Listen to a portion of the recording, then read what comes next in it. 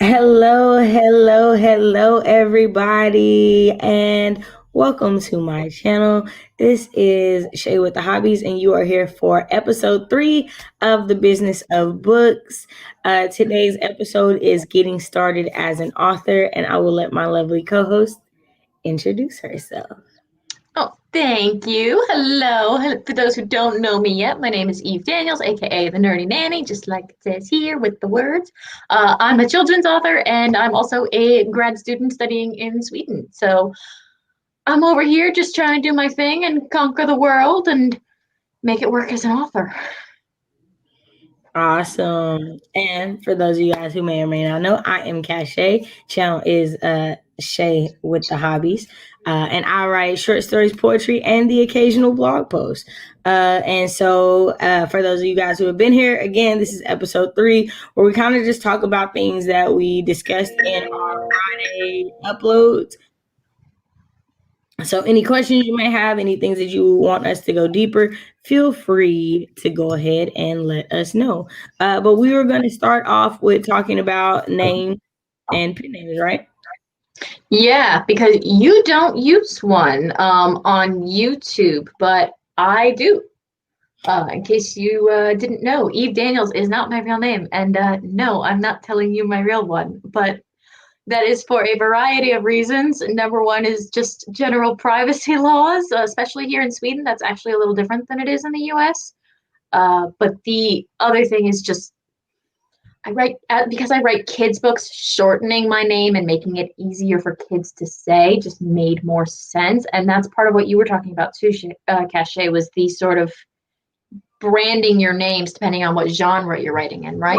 Right. So, in my video, I discussed how we know that Nora Roberts is known for her fantasy, but she also writes, I want to say it's like detective type stories Yeah. as Lady Rob. Because for everyone who knows and love her as Nora Roberts, if she was to, let out that book under Nora Roberts, it probably wouldn't do as well because her loyal fans would be expecting one thing and getting something completely, totally different than what they're used to. Yeah, so it's funny because Eve is not the only person who did not think Cache Warren was my real name. So I thought that was like interesting that like there's multiple people that thought that was a pen name. Nope, that is definitely the name I was born with. Um, which Well, it's just so common, especially with the age of the internet. I mean, most of the people I know are either using like a variation or they're using a middle name. Oh, by the way, comment in the so that way. Comment in the let us know, or if you guys are using the pen name. So I'm not the only one then.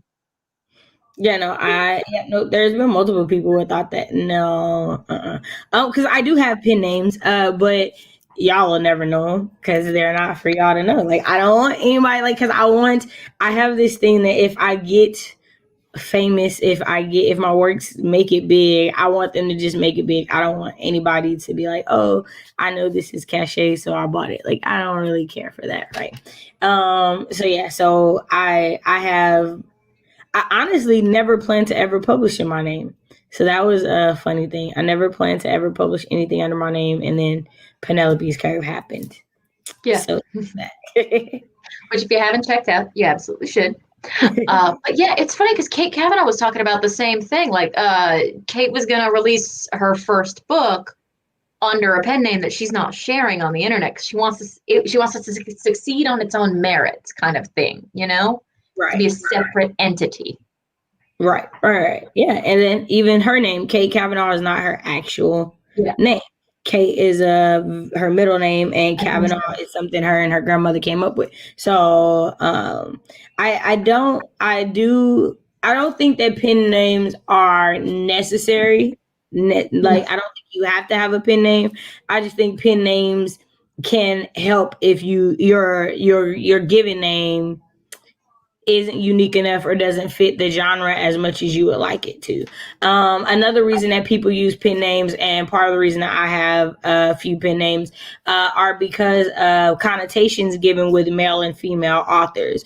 Like, so in certain genres, a feminine name might not sell as good as a masculine name. So that is why there are a lot of authors who do the initials instead of, so then it gives that what is the word I want to use? Sort of mysterious, almost. Yeah, so you don't know what you're getting. It's a gender neutral thing. Yeah. You don't necessarily know. Again, JD Robb, you don't know if JD Robb is a male or a female, but because of the genre that it is, the connotation is it's a more masculine sounding name than Nora Roberts would be. Yeah, and I know one of my favorite short story authors does like really creepy stories. I feel so terrible because I can't remember her real name, but the pen name is Isaac Denizen, and she was a World War II survivor, and she refused to use her real name because it was, I think, Jewish or Polish, and at the time that was just, she knew that the book would never succeed. So that's another thing, just because you kind of have to work around preconceptions almost, and it's like it sucks when that happens. But it's like, I don't know. I always feel really bad when someone feels like they have to use a pen name, because a couple of people mentioned that in the comments that they felt like they had to use a pen name because it's too hard to pronounce. Well, not even with my name, but because I knew that I was a Black author, I knew that having the name Cachet might make you think I was Black right off the top. And so I didn't necessarily want you to know that from reading the cover of my manuscript. Like, I wanted you to be able to get into the book and enjoy the book and it not matter. And unfortunately, we don't live in a world where it doesn't matter. Yeah. It does matter. That connotation is there. So let's see what we are having on the, and I didn't even, we'll go through and say hello to everybody. So we got the Naked Firefly, and then the Nerdy Nanny pulling double duties. We got Nicole the Blind Mage, and Suey. We got O Monroe. So appreciative of you guys being here. Then we have Jabria, hey, and Sin. I'll make sure to say hi, Suey. And we have novelist Allie. It's so nice to see you. And Anna Marie, it's good to see you. So Sin says, I don't think I'll do a full pen name. I like to use my first name, but I might change my last name because it's hard to pronounce in other languages than my native one. That makes sense. That's definitely something that people do for sure. Novelist Allie says, I use a couple of pen names, but they are completely different genres. I never plan on using my real name because it's way too long and difficult to pronounce. I understand. And the Naked Firefly says, I have different pen names because of the genres I write in. I don't use my name because it doesn't sound like it fits any of them. All right. So everybody kind of has like that same thing. Yeah. It's like playing a market and also making sure it's recognizable. I know my illustrator, her name is Clementine. Her name, she's not actually named Clementine, but she does children's illustrations. So Clementine's a cute sort of like, oh, it's an orange. Yay. But like when you're dealing with pen names, especially if you have multiple pen names for different genres, what I always wonder is, do you then block off multiple domains when you're talking about an author website? Like, how would you do that if you have multiple? Me personally, I do plan to do that. I plan to like have those. But because some of them I plan to only choose traditional publishing, I know that comes more into play once I have an agent and once like those things are going. So those aren't necessarily for me things that I am completely concerning myself with about now as much as I am as getting the manuscript done. I do think it's different when you are indie publishing. I do think that having a website when you're indie publishing is something more that needs to be done on the front end rather than the back end of something, is my personal thought and belief, because then you can kind of control, you are the one controlling that narrative of what you're writing and what you're putting out. When you are traditionally publishing, there are a lot more things that go into that. So for me, I feel like that there's a little bit of difference in those. Yeah, I think it's different for me too, because this is why I love that we're in such like different industries, but everyone's looking for universal answers a lot of time, and unfortunately the real world answer is, well, it depends. But like, because I do kids books, thenerdynanny.com is part author website, but also part parenting, kids, kind of also just random nerdiness, because I found out about axolotls and loved them. So I wrote like 3 different articles on how awesome axolotls are, but science. But that's part of building a brand. But I could stick with the one domain name. And I think if I ever publish outside of kids books, I would probably stick with Eve Daniels and drop the Nerdy Nanny. But then I have to decide at that point what the nerdynanny.com becomes. Is it still for the kids books and the kids content, or does it change to become what the name is, or do I then need to add a domain? For the record, if you do an author website, make sure all of your domains are set up with the same provider, because it's really annoying to have to bounce between multiple accounts, especially when you all have different interfaces. Yeah, I think unless you want to completely get rid of everything the Nerdy Nanny had done, you would do a different website, because it's two different, completely different lanes. You're doing two different things with the website. Like, the Nerdy Nanny isn't just books; it's books and more for children and families. Like, even would just be the author. So it'd be like, why would you put the two together? That wouldn't. To me, that doesn't. And that's sort of my problem, because I'm planning on doing picture books and then chapter books and then middle grade. But once I get beyond middle grade, it's kind of like, why are you putting YA books on this right next to this article about how to make your own glitter bombs? Like, these two don't go together anymore. Right. So Spence joined us, and then Jabria said that would be my biggest hesitation in using my real name on my work, that my name would send the connotation that my work is too Black. And so that's the thing. So if we're being honest, a lot of Black authors do that. Like, they don't use their real name, or they use a variation of their name, or they use initials because of how it sounds. So I completely, like I said, as someone who has definitely thought about that, and I want to say, I think I had one ethnic sounding pen name that I wrote down, and I scrapped that one because I decided that I wasn't gonna try to write in that genre. Like, I was like, I'm gonna stay out of that lane. So I completely understand that. Omaro says, I'm lucky because I have a unisex name, but there is a famous singer who has the same name as me. He also happens to be male. Yeah, I remember when I typed your name into YouTube, like, his name came up. I thought that was super cool. Jabria says, I played around with the variations of my first and last name, J.K. Reed. My actual initials was a front runner for a while until someone mentioned how close it was to J.K. Rowling. Right. I mean, even transposing letters or changing letters around, like any of those things, like, there are a lot of different ways. And then honestly, there's Reedsy actually has like a pen name generator. Like, you give them the initials that you want, and they'll like just jumble through a lot. I personally didn't find any that I liked for pen names, but they were honestly better than some of the websites that give me like fantasy name generator. I actually like those ones better. Yeah, they come up with great character names. All right, like, I thought they were definitely great character names. So as far as going on with the name, I think another important thing as far as when we talk about branding, when we're talking about websites, are logos and then color palettes. I think those are very, very important when you are designing your website, because those are the things that draw the person in, and those are also the ways in which you are the most recognizable. Like I said in my video, like, logos, a lot of times you don't need words. You just have that picture, and because that picture is synonymous with this brand, you know it.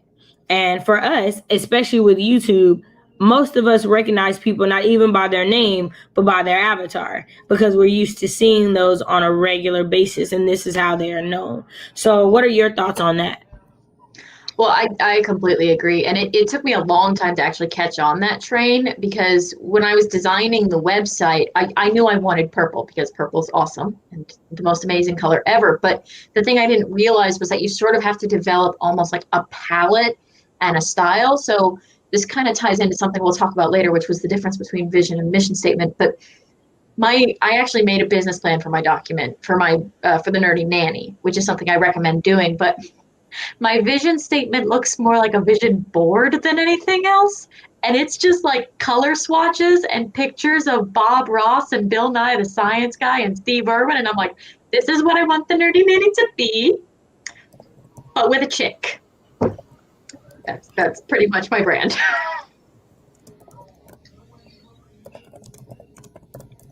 But yeah, it takes some learning, and I think it's important to sort of try a few things too, especially before you sort of get the recognition.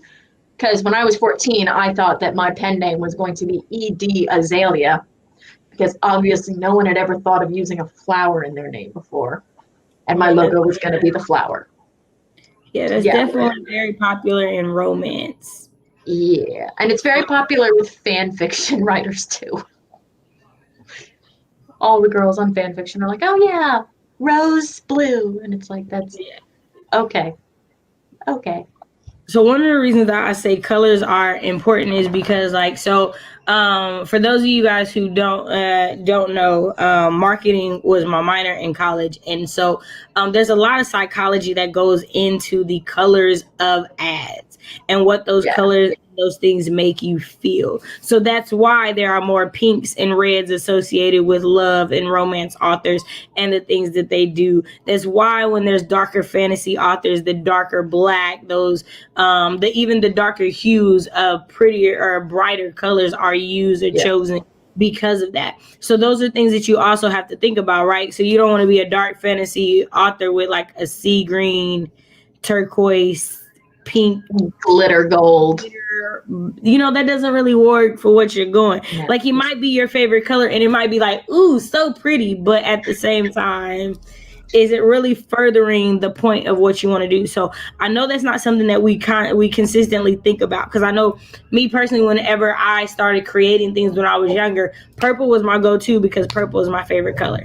But is that what I want with what I'm going for? So like, and a lot of times I've chose pink, and I really don't even like pink, but for the aesthetic that I want for the blog or for whatever I'm advertising at that time, sometimes that color change is necessary. So that's just something to think about. Sentence says, it's sad that people would judge a book based on the color of the author. It shouldn't matter. Yeah, people do it off the color, off the gender, all the time. Those are people suck. Let's just be honest. Humans just suck in general, and we will find a way to discriminate against somebody if you give us the opportunity to, unfortunately. So we have to do what we can to combat that and how we represent ourselves. It says, I'm going to be publishing my romance novels under the pen name Marie Reynolds. It's a couple of family names. I'm going to keep them both under the umbrella of my branding, but I want that distinction. Yeah, I definitely understand that. Ashley said, it is really sad, but it's a fact of life by POC. It's very true. It's very true. Sin says, it honestly shouldn't be. I'm kind of shocked to hear that people have to take their name into account for that purpose. Oh yeah, we have to take our name into account for that all the time. I thought about having a boy name for a while, but as I checked the sales records, and as it turns out, for children's book at least, female children's names. And romance, female names are that's the only genres we lead in. So way better in those. But one thing I will say is, if you do change your name, if you do choose the initials route, it is easier to then, if you wanted to go back to your regular name, to make that transition. If I decided to go from Eve Daniels to my real name, or if Kate Kavanaugh decided to scrap Kate Kavanaugh and use her real name, there's a jump there, you know? But going from, like, for example, going from J.K. Reid to Jabria K. Reid would be an easier transition. So that's something to think about if you're not sure if you want to do it. Maybe play with the initials option. But yeah, it sucks that we have to think about how much people might not like us based on our skin or gender. Part of marketing. That is again a part of branding. So you have to think about companies, right? So for companies that are wanting to seem more diverse, if you notice on commercials, a lot more companies are hiring Black actors in their commercials. A lot more than normal. There are a lot more commercials of multiracial families. Like, those are a lot more common now than they were before, because companies want to push this idea of they are diverse and they promote diversity. So they put out there what they want people to see and perceive of them. So that's what you have to think about when you are putting yourself out there as far as your branding. And Jabria says, my writing blog is primarily pink and gold for that reason. I hate pink, but I write romance. So I went with that color scheme to give a more romantic feel. Yes, and gold is one of those colors that makes people feel like powerful and good. sensual and like jewelry. So yeah, so those are really good colors. Ashley says you're right, but my name is very white passing. My parents did that on purpose, so people have to get to the back of the book to make their decision. Ashley G is very neutral, very true, and which is part of the reason why. But I'm still considering a pen name, right? Because Ashley G is very neutral, but Ashley G is also very normal. Like it is, it's a name that you could probably find 1,000,000 times over because of the commonality of Ashley and the letter G for last names. So, you know what I mean? Like it's a very common one. So to still make yourself stand out, you might change something up or spell Ashley different, or, you know what I mean? Like there are a lot of different ways to spice it up a little bit. Yeah, adding on like a tag or a moniker like the Nerdy Nanny, that helps a lot, because Eve Daniels, if you search Eve Daniels in the Amazon results, I'm on page 6. If you search the Nerdy Nanny, I'm on page 1.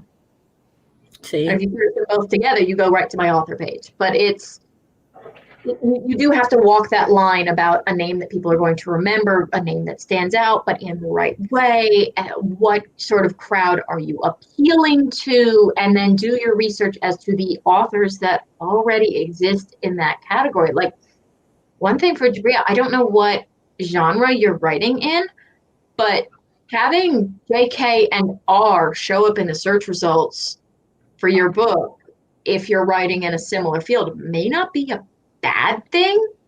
I think that depends on what you're writing, you know?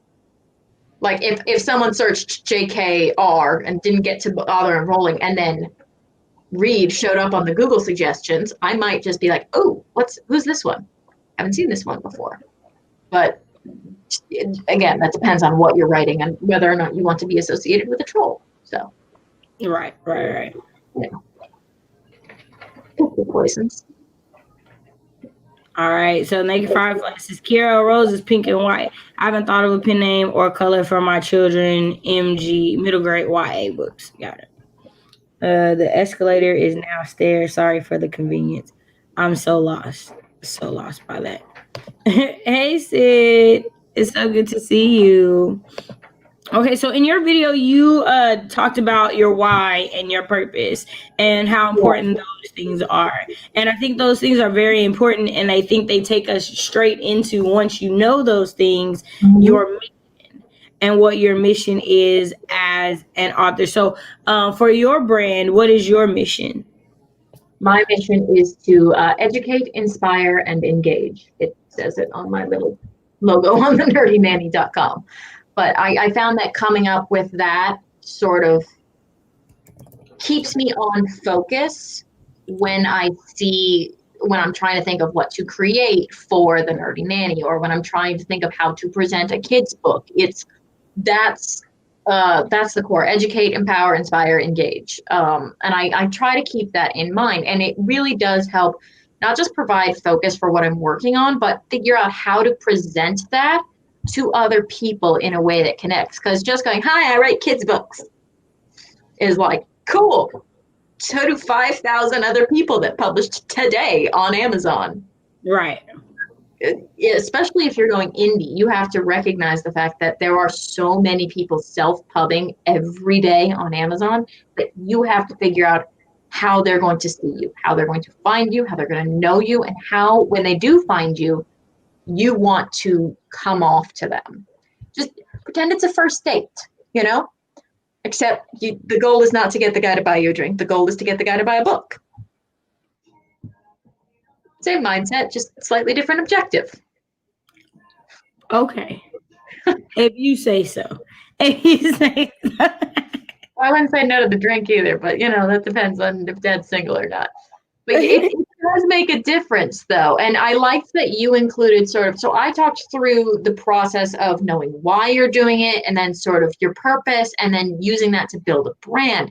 And then you did sort of a similar thing where you were talking about your vision statement, which is like behind the scenes, and then your mission statement, which is like what people free. So my vision is like my vision board with the colors, and Bob Ross and Steve Irwin and Bill Nye are all hanging out, of course, with Mr. Rogers, because obviously. And then my mission statement is the empower, engage, inspire, educate. But it's sort of they're two different things. One is for you and one is for everyone else.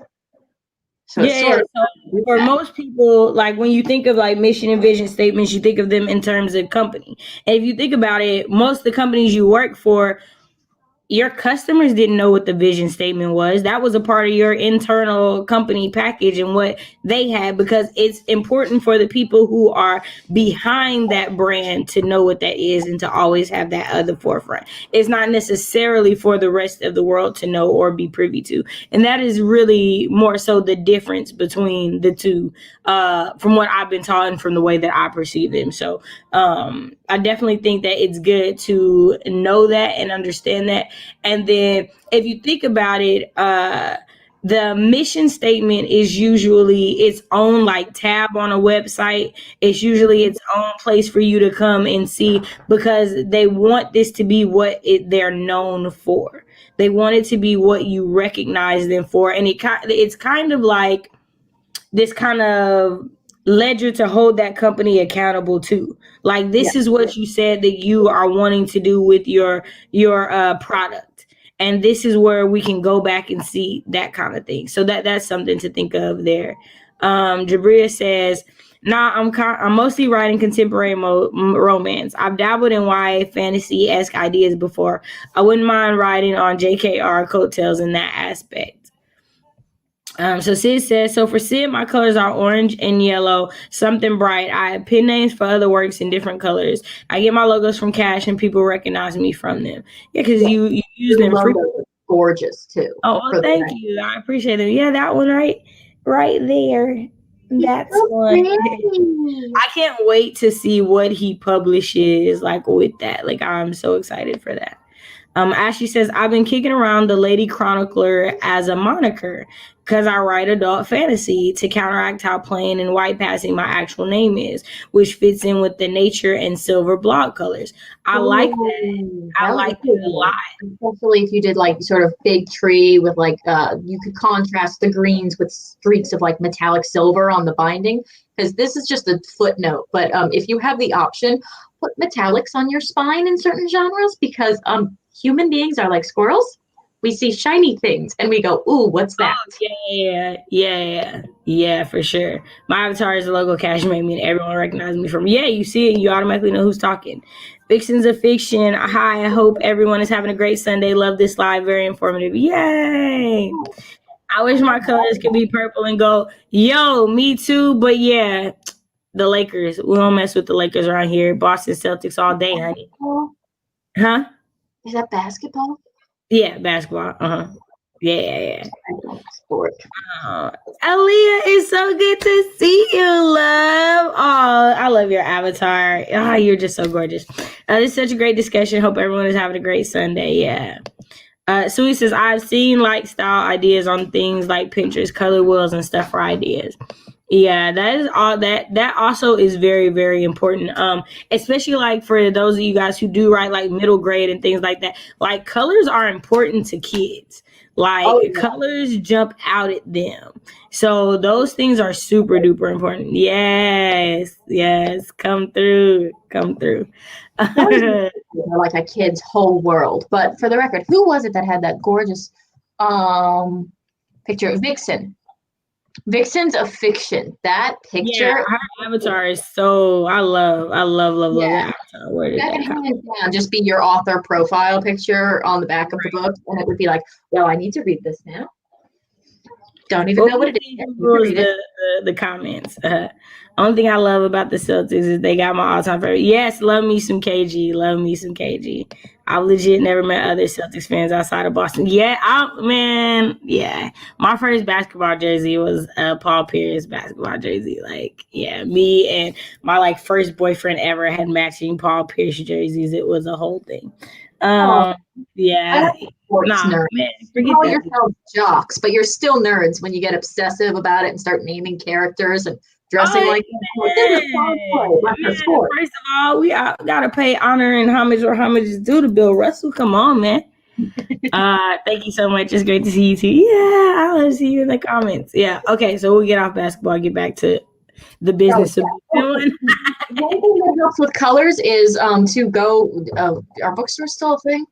things are closed there, right? No, open, No, closed. bookstores are definitely still a thing. You know, America don't listen to nobody. We don't Okay, so listen. Our go to bookstores the ain't. bookstore, like wash your hands, wear your mask, get all the good stuff. But go to a bookstore and look in the section that you're hoping to see your book in one day. First of all, that's just fun to do. Be like, mine's gonna go there.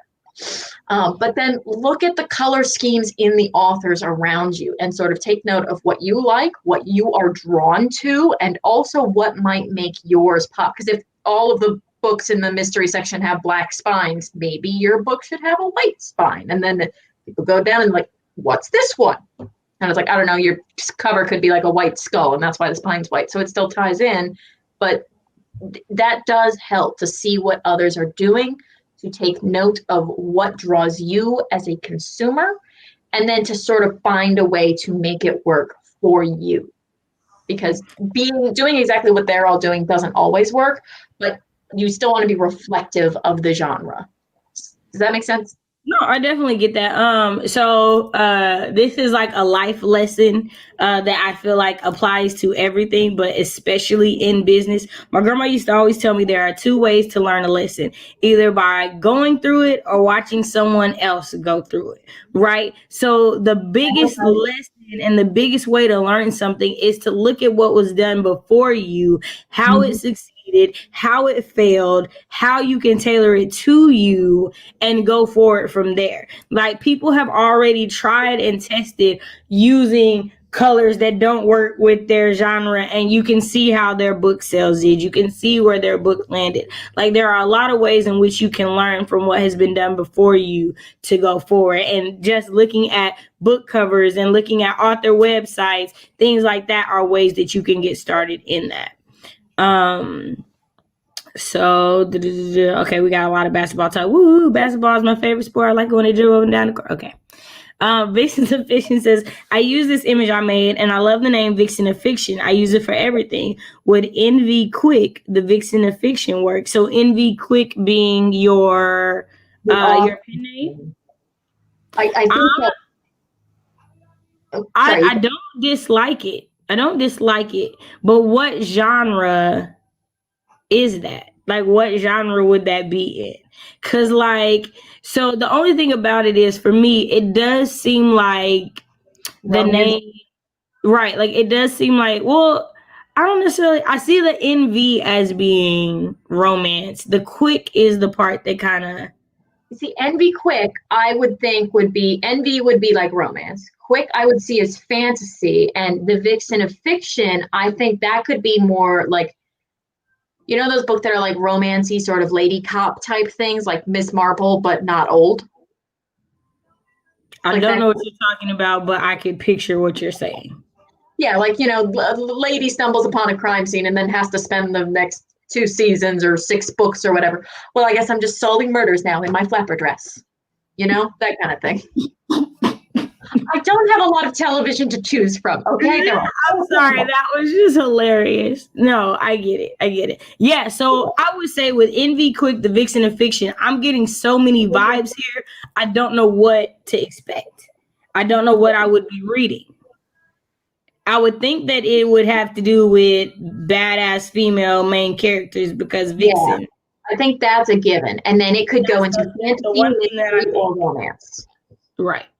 So I guess is what do you want people to get from it? Let's see. Okay. So Sid says, so how can I establish SMART goals? I always say I will write them down, but I don't. Well, one, they always say the number one thing to do when you have a goal is to write it down, because that does make it more real. Like, to write it down, put it down in some form. Me personally, I have to put it down in multiple places, because I have to see it multiple times for it to become real for me. So I have to write it by hand. I have to type it on a screen. I need to put it on a wall. Like, I need it consistently there for me. I need alerts on my phone to remind me, hey, how are you checking in on your goal? Like, I have habit and goal tracker apps on my phone specifically for that, to always keep my goals ever present in my mind. I think the best way to start when you're trying to establish SMART goals is to come up with your top 5 big goals, like the 5 big things you know you want to accomplish, and then take those and break those down into 5 things for each one of those 5 to get you to that goal, and break it down that way.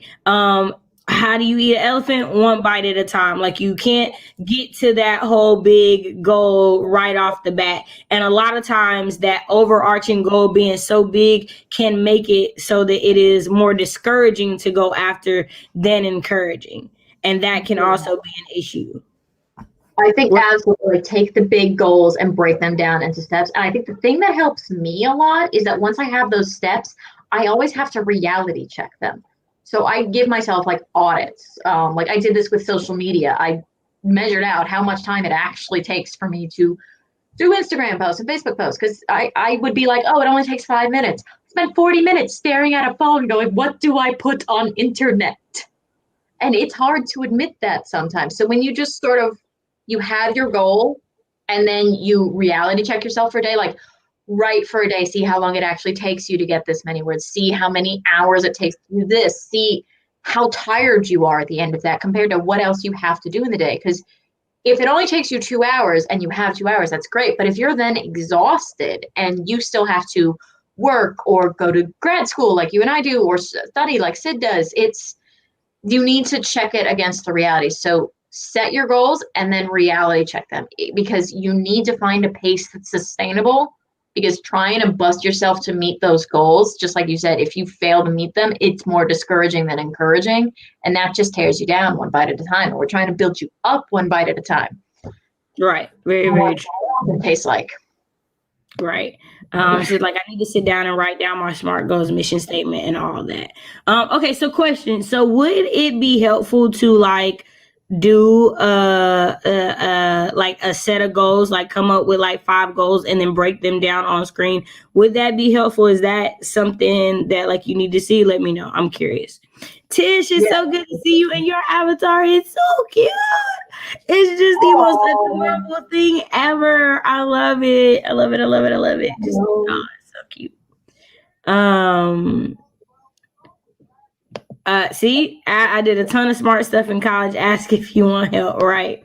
Our case is, if y'all are interested in pursuing writing like a personal business, I highly recommend the book Scaling Up. It's not author specific, but the lessons apply to any business. That's good. That was on a recommended reading list at one point when I was taking, oh God, what was it? I think it was small business law. I don't know. I fell asleep in the class. But that was on the recommended reading list. Yeah, I went full Bow Wow. Did anybody else catch that? Were you the only one who caught that? Hey. Right. Never met anyone who could write word for it like she does. I would think erotica romance for Envy Quick. Vixen, I think of romance and erotically. Right. Oh, no, I didn't mean to do that. Oh, thanks so much, Ashley. Yeah, let's see.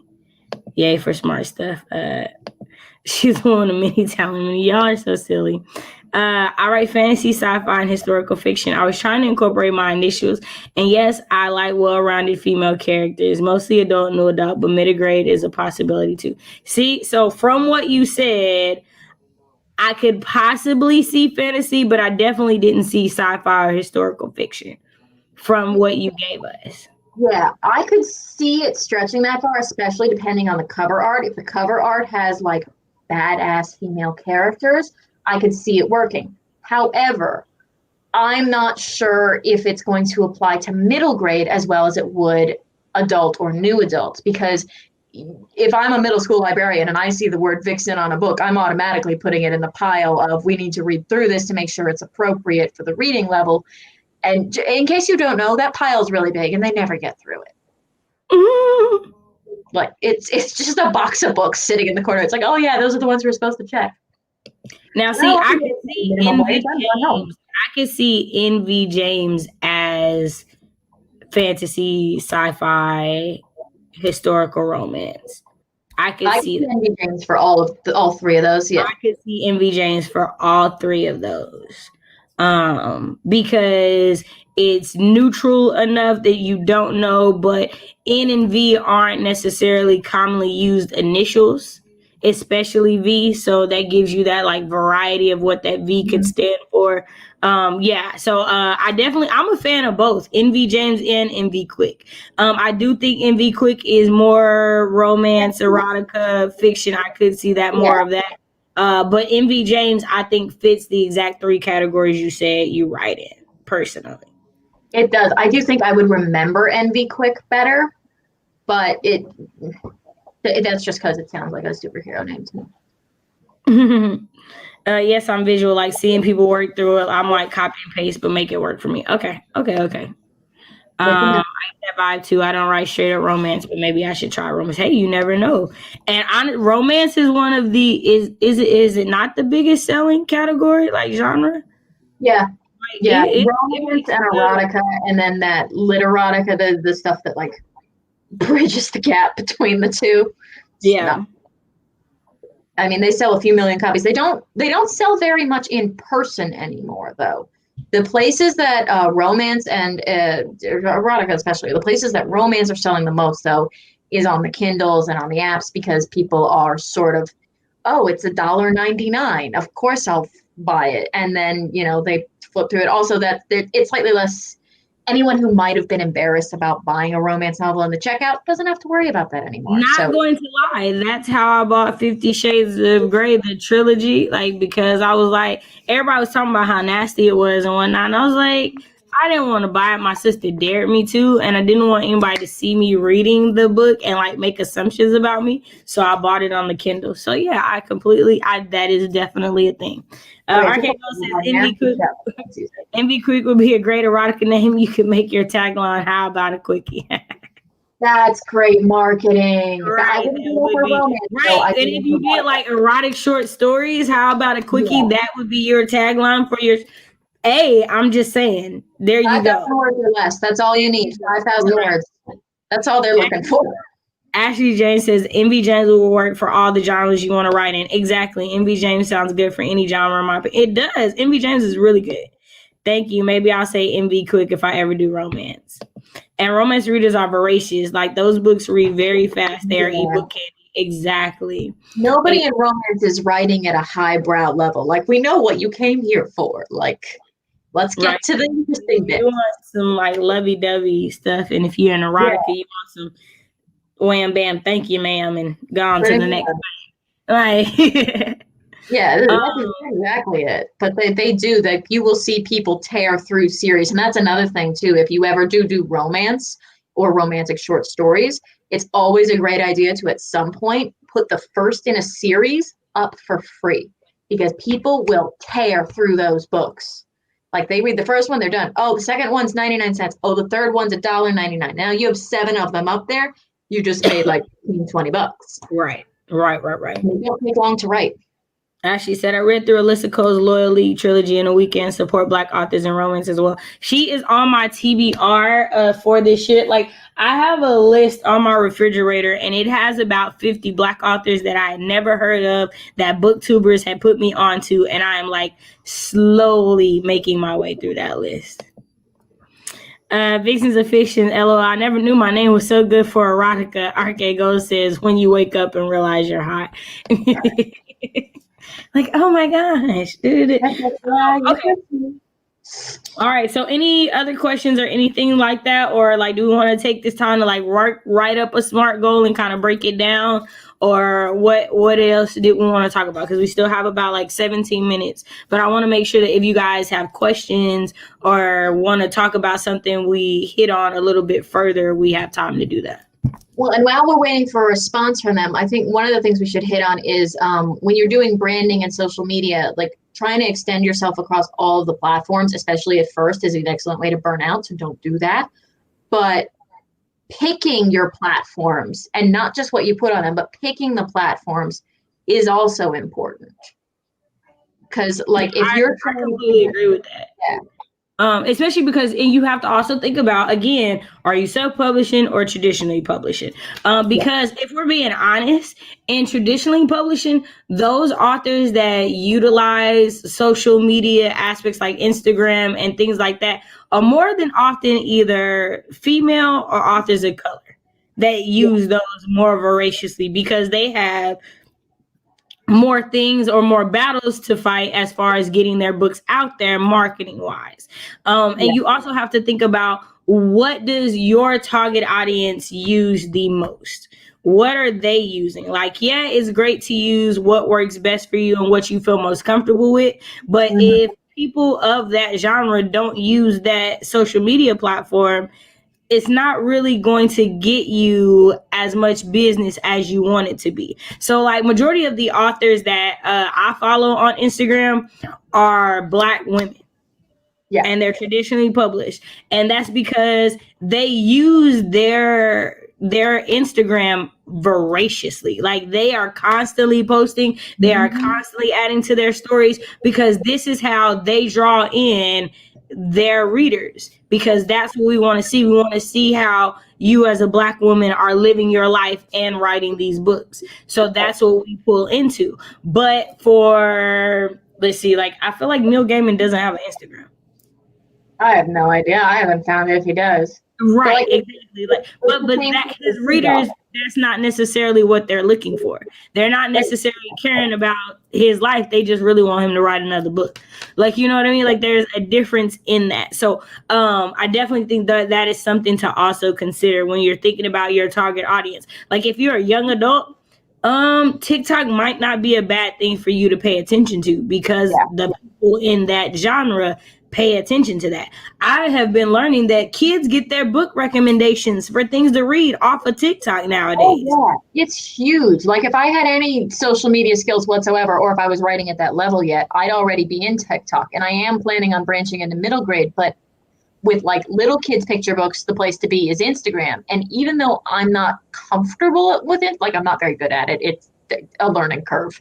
I'm better at Facebook, but the only people on Facebook anymore are grandparents. So I market to the grandparents on Facebook, and I market to the parents on Instagram, and eventually I'll have to figure out TikTok. But by then I might be 70 years old, so we'll see if TikTok's still around then. But it makes a difference, and Twitter is a big one for a lot of writers too. But I don't know if a lot of writers use Twitter, or if it's reaching like other people in the industry. Like, I haven't examined the metrics on that. Yeah, I know that. I know that like N.K. Jemisin is very big on Twitter. Like, that is her primary platform to engage with the industry, anything like that. And it's not even that she necessarily goes back and forth and has a lot of conversations with people, but for you to see what she's working on, or what she's interested, or what has caught her eye. And those things are intriguing to her readers. Those things matter to us as the people who like to dig into her content. So Vixens of Fiction says, MV James is a good pen name, and the Vixen of Fiction with my avatar is my social media platform. I think both of those are great. Yeah. I think both of those are great. Like, again, Cachet Warren, Shay with the hobbies, but on social media is 50 SO Shay.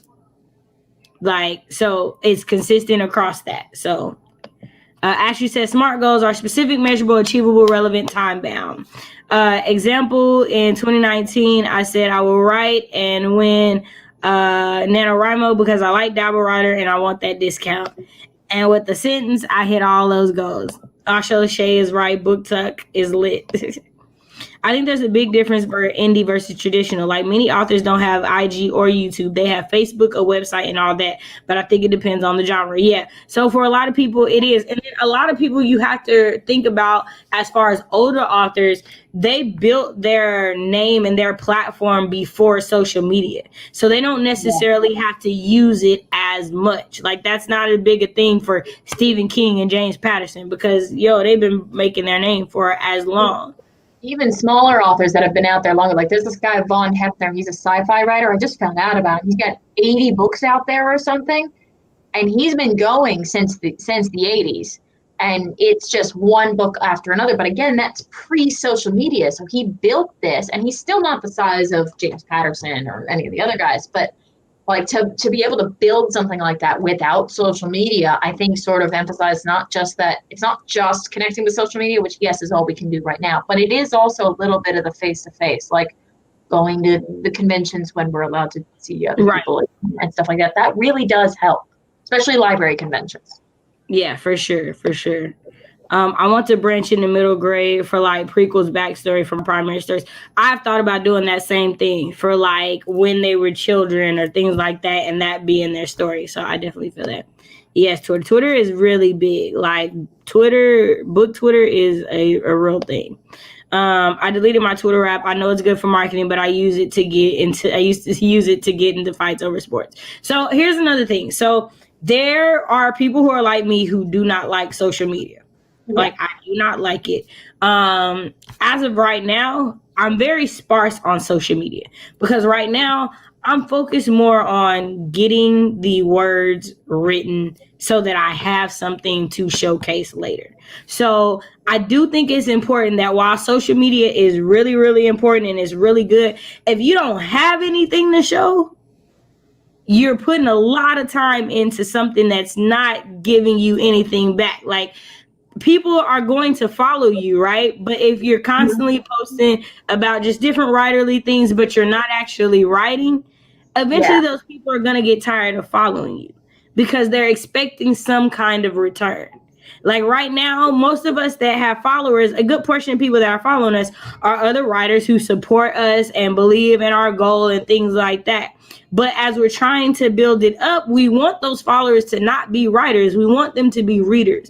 We want them to be consumers. We want them to be customers. So you have to be constantly, and I won't say constantly like you need to always be writing, but you know what I mean? Like the goal is to be an author. In order to be an author, you need to have a book. Like you need to have something publishable, something ready out there for consumers to have. So I just, as much as we want you to know what you need to focus on social media wise, we also want you to realize that the most important thing here is to write. Yeah, the way I like to think about it. Was that? No. Okay. The way I like to think about it. The wind is picking up. I think it might be storming outside. I'll mute myself. My bad. Okay. The way I like to think about it is that social media is a tool in the toolbox. But just because you have the toolbox does not mean you need to walk around with a hammer all the time. Like you pick the hammer up when you have a nail to hit, and then you put it back down. When you have something to convey, when you have something to get across, when you have a point, you use the tool. And the rest of the time, you put it down because the guy wandering around like McDonald's with a hammer is a weirdo and no one wants to talk to him. So like use your hammer when you need it and the rest of the time put it away. I agree with that. So Jabria says, I bought my nephew the first book in the Tristan Strong series. Is fire, by the way. I'm definitely going to be checking that out. Like a year ago, he's had no interest in it until he saw someone on TikTok with it. This is a real thing. Oh yeah, the sort of Rick Riordan and then all of the other people he's working with, they have an entire fandom universe on TikTok. It's insane. Really, that's interesting. So Ashley says, I'm on my blog, YouTube, Instagram, and eventually TikTok. I think one of the best things to do as an author is to be focused in where you spend your social media time so it doesn't overrun writing. Very, very true. Melanated J, hey, it's so good to see you, Drea. It's so good to see you. Sin says, I don't know if it's a bad thing, but I have no idea which one I'm gonna use. I try to focus on finishing my manuscript first, which is important. That's important. This is so true. I myself am not a social media person, to be honest, so that would probably be a big challenge for me. And honestly, it's a challenge for even people who are good at social media because they're used to using the social media for personal reasons. It's completely different when you're using it to market for a business. There are different things that you need to pay attention to. You're not just using hashtags because they're cute and they're funny. You're using hashtags because people search these hashtags to look for things to buy, to look for things to consume. Like it does change a little bit. RK Gold says everyone should have a podcast. Sui says write the thing. RK Gold says Thor walks around with the hammer all the time. Why am I a weirdo for it? Vixen's Official says, I did my YouTube backwards. I put out crazy little unorganized short stories, middle grade and YA, but took them away when YouTube changed their rules. I'm glad my subs are willing to wait for new stories. That's always really, really good. But I generally don't like Twitter. IG and YouTube are okay for me. Yeah, IG and YouTube are great for me. I know that I'm going to have to get into Twitter more because for the genres that I want to get into, Twitter is bigger for those genres than Instagram is. But I get that for sure. Yeah, and for me it's different because obviously I'm appealing to parents. So like I said, grandparents on Facebook, which is where I'm more comfortable because it's the only social media I used for years, and I'm learning Instagram. But I think it's also important to know where your boundaries are. Like Twitter, Twitter and I have a very toxic relationship. So even if it was beneficial to my brand, I'm not going to go there because I just end up arguing with idiots, and then I just end up mad, and it's not good for my mental health, to be perfectly honest. So Twitter's a no for me, and Pinterest is also a no, just because I feel like it presents an unrealistic expectation of life. And then that again, mental health thing. But I think it's important to know where that is, to recognize that something might be great, but it might not be great for you, and you sort of have to explore in order to figure that out. You have to get into it a little, see what happens, see how you respond to it, see if you gain any traction, but know where your limits are as far as social media and as far as what you're willing to get involved in, because social media can be addictive and it can be problematic, especially for, anyone who has problems with depression or anxiety, especially if you set unrealistic expectations for yourself. Like you have to post a certain amount of times. I have enough stress with grad school. I don't need to be having nightmares that I accidentally deleted my Instagram account or something. Like that's enough stress. I don't need that. Right. Business Efficient says, I'm just not big on social media, so it's hard. It is. It definitely is. Ashley says, I got a list now of Insta hashtags. I post everything under. Same with me. Same with me. The Naked Firefly says, I prefer IG over all of it. I need to start my posting schedule again. And Spence says, I love Instagram, but as I've been learning about Twitter, I've been loving it more and more. Yeah, and I know a lot of people like Twitter, but I can only handle so much stupid. Yeah, I feel like it depends on what your marketing needs are and what your genre and things like that are. So no, I definitely agree that if it doesn't help your mental health, I don't care how good it is for you marketing. You might just want to hire somebody or like delegate that task out to somebody else, just so that it's not you. A resource for you marketing wise, then yeah, hiring someone's totally a bad option. Like, okay, I can't handle Twitter because it just is bad for me.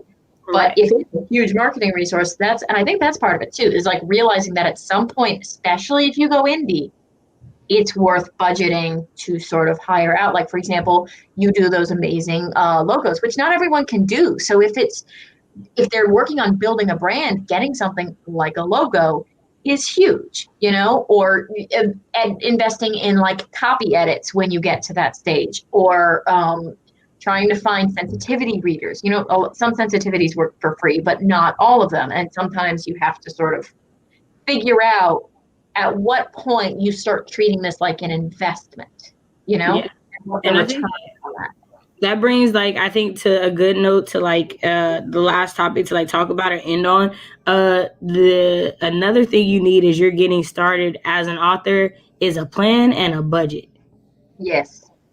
As you are transitioning to that author part, you are now realizing how much money you need to be putting towards this. Okay. Yeah, it makes a huge difference for myself, where right now it's not a lot of money because I don't have a lot of money, right? So I'm just setting where every month I put $20 away into a savings account that will eventually house my author budget. So when I am ready to go into editing, I have this account in which I can withdraw from to go into, because this is something that I realize it's going to cost money. It would be dope if I could get everything for free, or I could barter everything or make anything like that. But that's not something that's always going to be able to happen. There's not something that is going to be able to do all the time. And I know that as much as I want to traditionally publish, there are some stories that I don't want anybody else's hands on but mine. I don't want to deal with the bureaucracy that comes with traditional publishing. I don't want to deal with that on certain stories. So I know I'm going to indie publish that, so that I know that leaves on me to deal with the book cover, to deal with the formatting, to deal with the editing, to deal with the proofreading and all those things. And so it's important that you count up that cost at the beginning. Yeah. And I think the best way to think of it is, so when you're building a business, when you're actually trying to make this work as a lifetime investment, as a business, you're building a house. And there are things that you're going to be able to do on your own. You don't paint, get new interior decor, maybe even patch some drywall. But there are going to be things that you need help with.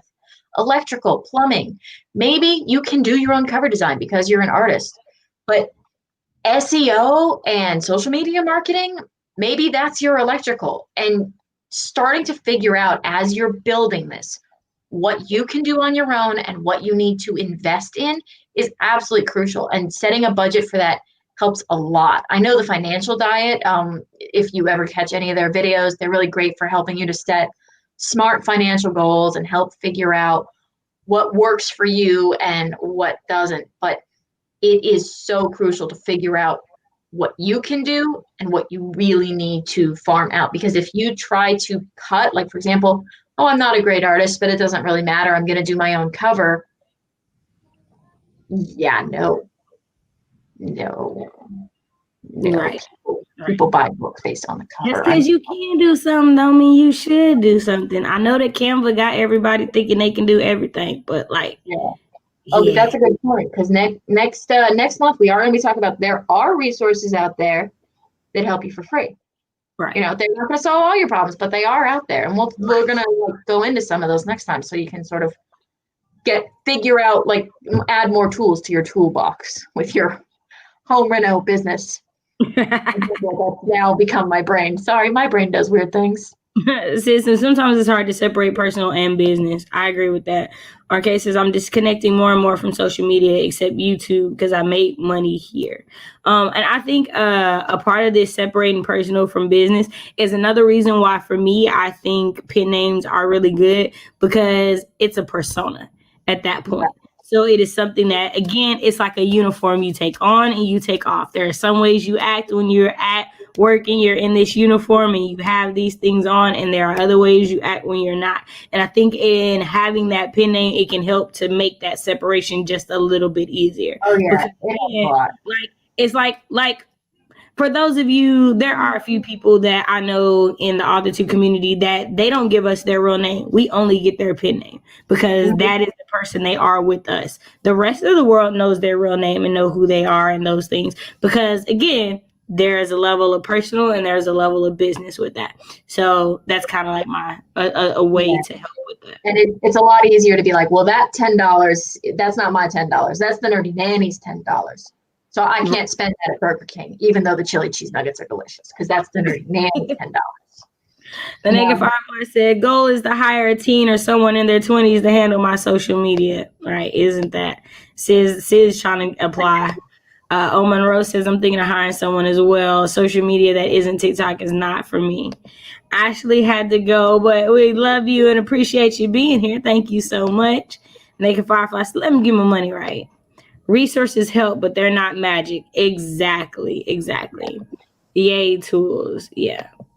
I did my mock nano cover, but would never do my own book cover. I'll need a pro. Exactly. Like, so for Penelope's Curve, I did that little mock book cover for Wattpad and whatnot. But when I do the Penelope's Curve collection, best believe I'm hiring somebody. Cachet is not going to try to do that all. No, why? So then somebody can complain about it? No.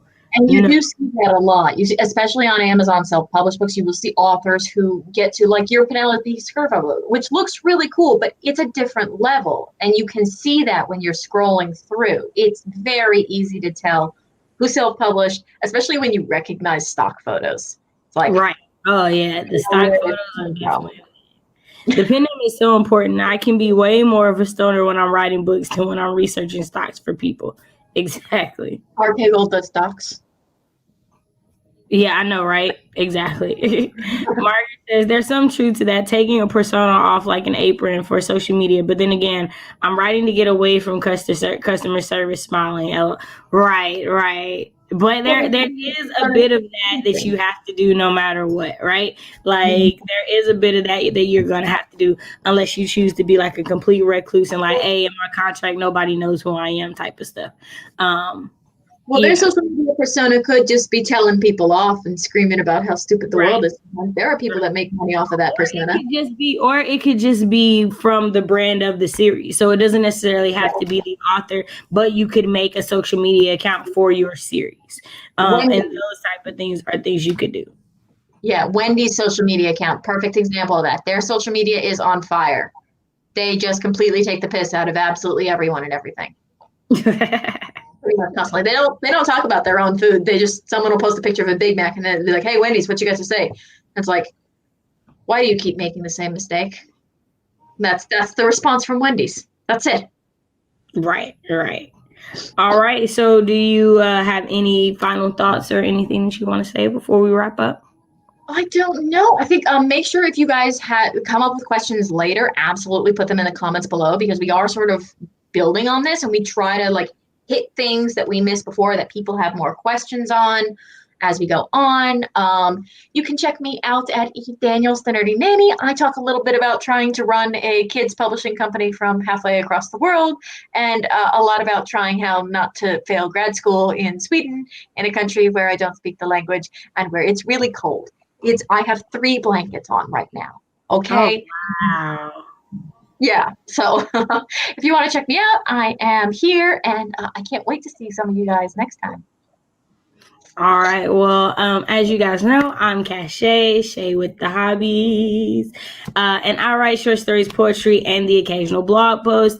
If you want, you can kind of like check out this thing. It's like a growing across the bottom. It's the short story I wrote. We mentioned it a couple times, Penelope's Curve. So you can kind of see like how I'm progressing through this author journey, right? So I didn't have anything out, and I have it. Yeah, don't eat while you're reading it. That's like the one piece of advice that everybody wants me to give. Just don't eat while you're reading it, okay?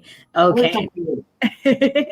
Well, I do want to thank you guys so much for being here. Like Eve said, put in the comments below if you have any other questions or anything that you want us to cover. Next month, we will be talking about resources for writers. So different things that you can use to help you as you are going along this journey. So check that out next month, and we will see you guys later.